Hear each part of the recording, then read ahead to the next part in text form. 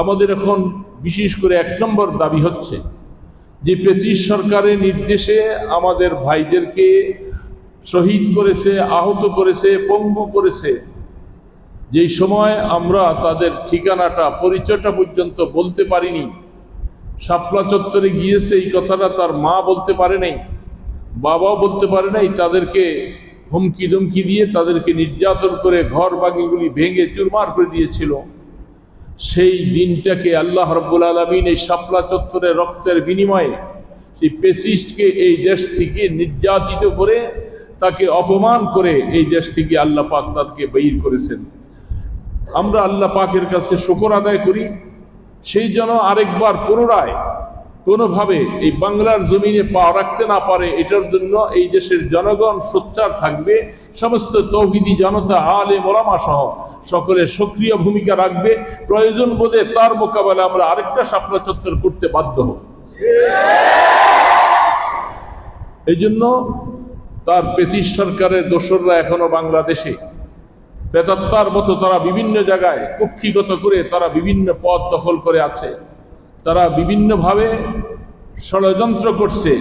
এই দেশের তৌহিদি জনতাকে আমি উদাত্ত আহ্বান করব, ব্রিটিশ সরকারের কোনো দোসর যেন এই দেশে পুনরায় তারা বহাল হতে না পারে কোনো পদে, কোনো অবস্থাতে। সে একেবারে আমরা সঠিকভাবে সরকারের কাছে এই কথা দাবি চাই যে কখনো তাদেরকে যেন কোনো অবস্থাতে পুনর্বহাল না করা হয়। তাদেরকে চাকরিচ্যুত করে তাদেরকে মামলার আওতায় এনে তাদের কঠিন বিচার হোক, এই দাবি আমরা সকলে করছি। এই জন্য আমরা চাচ্ছি যে আমাদের শাপলা চত্বরে যে সমস্ত ভাইগুলাকে শহীদ করেছেন, যারা আমরা মিথ্যা মামলায় জেল খেটেছি, যারা আমরা আত্মগোপনে ছিলাম, বহু কষ্টে আমাদের জীবনটা কাটছিল, অনতি বিলম্বে অতি তাড়াতাড়ি সরকার সেই মামলাগুলাকে প্রত্যাহার করবে, এটা আমাদের জোর দাবি। বিশেষ করে মামলাগুলার তদন্ত করে যে সমস্ত ভাইদেরকে পঙ্গু করা হয়েছে, শহীদ করা হয়েছে, তাদের ক্ষতিপূরণের দাবি করছি আজকের এই সমাবেশ থেকে। আমরা সকলে একাত্মতা পোষণ করব, তাদের অনতিবিলম্বে শহীদদের ক্ষতিপূরণ দিতে হবে, সরকারকে দিতে হবে, এবং এই দেশের জনগণ যেন তাদের এই ক্ষতিপূরণ পেয়ে তারা সন্তুষ্ট হতে পারে, সরকারের কাছে আমাদের জোর দাবি। বিশেষ করে মামলাগুলাকে প্রত্যাহার করা।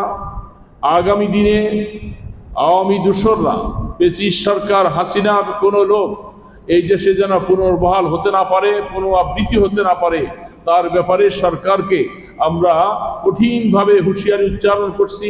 আপনি অবশ্যই তার কঠিন পদক্ষেপ নেবেন, তাদের বাংলার জমিনে যেন আসতে না পারে, সর্বদিকে তাদের রাস্তাগুলোকে বন্ধ করে দিবেন।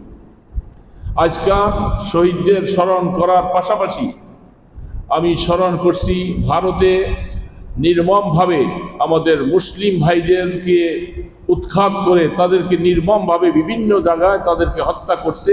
আমরা উদাত্ত আহ্বান করব, ভারত তুমি তোমার এই সমস্ত পদক্ষেপ থেকে তুমি ফিরে আসো।